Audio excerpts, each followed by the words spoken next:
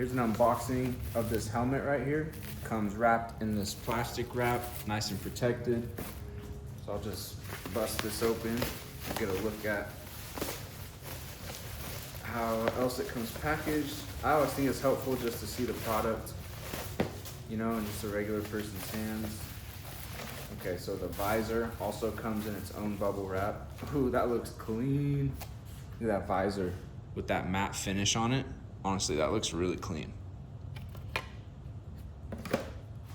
And get this plastic off.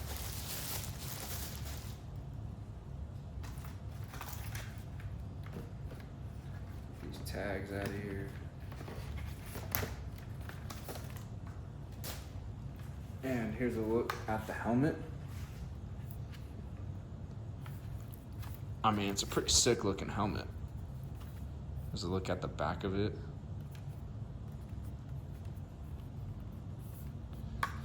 Inside, here's the chin strap and the buckle. Size adjustment on the back right here.